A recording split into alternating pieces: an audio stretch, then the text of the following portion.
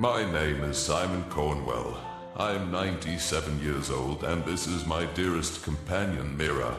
She is the last friend I have from a time that feels like another lifetime.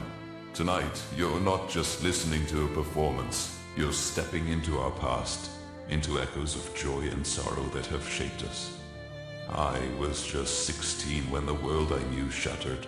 It was September 1st, 1939, in a small village near Warsaw, Poland. Mira and I were young dreamers, studying music at a local conservatory. I played the cello and she mastered the piano. We were preparing for a recital that autumn, a piece we had composed together. A hopeful tune that spoke of open skies and endless possibilities. I had been gathering the courage to tell her how much she meant to me. But before I could find the words, darkness descended. There was no time to prepare, no chance to say goodbye to the life we knew. The invasion came swiftly, with the roar of planes and the rumble of tanks. Our village was torn apart in a matter of hours, as I hid in the cellar of our music school, clutching my cello as if it could shield me. When I emerged, everything was gone. Our families, our friends, our dreams. I thought I lost her too. I was helpless. My hands were scarred from crawling through debris, searching for my leg. I lost sight in one eye from a shard of glass. My piano survived, but I couldn't bear to touch it, not without my dear Mira by my side. I thought Mira had perished in the destruction, and that belief haunted me for decades. I never played again. Every note felt like a wound reopening. I never built another life. Never let myself love again, carrying the weight of unspoken words. I love you. I regretted never saying it to her.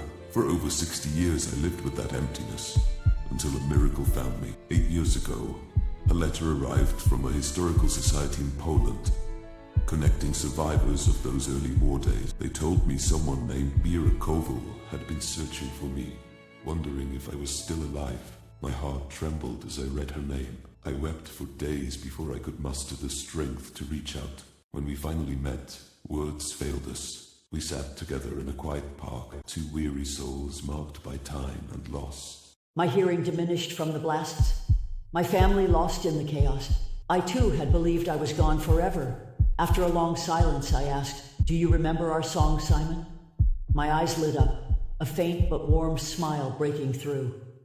Every note as I whispered his name. "I never gave up on you, Simon. I love you too." But we didn't say it on the day we met again.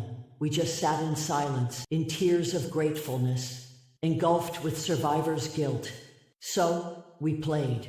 Our instruments had gathered dust for decades, and our fingers were no longer nimble. But the music flowed like a long-forgotten stream, carrying with it the laughter and innocence of our youth. We're not here tonight to dazzle or to prove anything.